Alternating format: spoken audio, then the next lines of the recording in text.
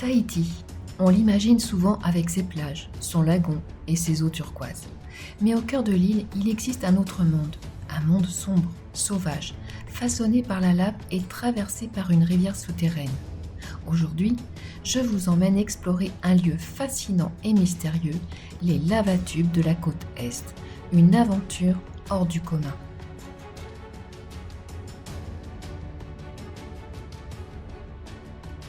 Au cœur de l'île, il existe un autre visage, plus secret, plus sauvage.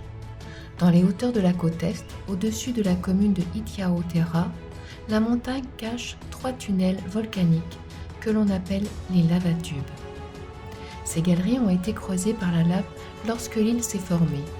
À l'époque, la roche est en fusion, s'écoule sous une croûte déjà refroidie, et lorsque la lave s'est retirée, elle a laissé derrière elle ces tunnels naturels que l'eau de pluie et les rivières parcourent encore aujourd'hui. C'est dans ce décor brut que nous avons commencé notre journée. Nous étions 9 au départ, un petit groupe très homogène. Notre guide, Angelina, a mené la marche avec beaucoup de calme et d'attention. Après la montée en 4x4 dans la montagne, puis une courte marche dans la végétation, nous avons atteint l'entrée du 3e lavatube.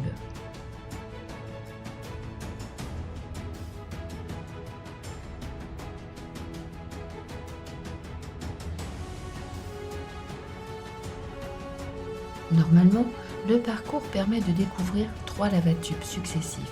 Mais ces 2 derniers mois, les fortes intempéries ont gonflé les rivières et rendu certains passages impraticables. Pour des raisons de sécurité, nous n'avons donc exploré que le 3e lavatube, le plus profond et le plus impressionnant du parcours.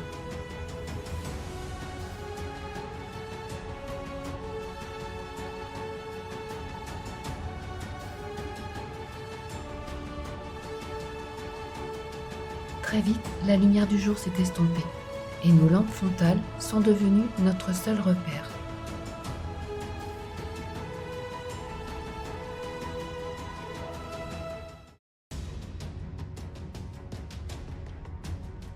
La progression se fait presque toujours dans l'eau. On contourne des rochers, on grimpe de petites cascades et on s'aide de cordes installées dans les passages les plus techniques.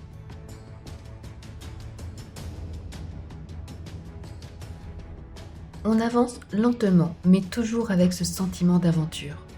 Angelina a pris le temps de nous raconter l'histoire de ces lieux. Bien avant l'arrivée des Européens, ces grottes étaient considérées comme sacrées par les anciens Polynésiens. On disait que les esprits y résidaient et que pénétrer dans ces tunnels sans respect pouvait attirer le malheur. Des offrandes étaient parfois déposées à l'entrée des grottes pour honorer ces forces invisibles. Elle nous a aussi parlé des anguilles, que l'on peut parfois apercevoir dans ces eaux.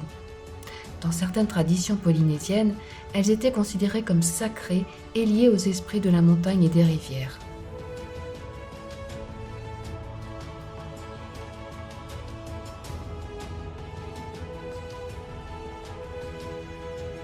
Écouter ces récits dans la pénombre donne une dimension particulière à l'exploration.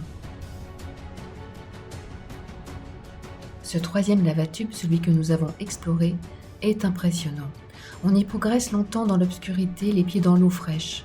Par endroits, il faut se baisser, grimper sur des rochers ou traverser des bassins naturels. La lumière de nos lampes éclaire seulement quelques mètres autour de nous, et tout le reste disparaît dans le noir. Les parois portent encore les traces du passage ancien de la lave, figées depuis des milliers d'années.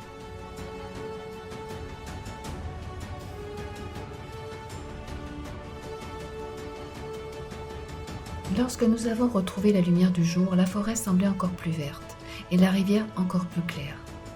Après cette exploration, nous avons pris le temps de faire une pause pique-nique tous ensemble. Explorer ces tunnels donne l'impression de découvrir une autre facette de l'île, une facette plus profonde et plus authentique.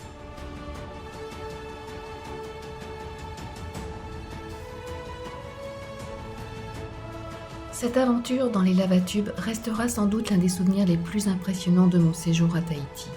Entre l'exploration de ces tunnels volcaniques, la beauté sauvage de la montagne et les histoires racontées dans la pénombre, l'expérience est vraiment unique. Si cette vidéo vous a plu, n'hésitez pas à laisser un petit like et à vous abonner.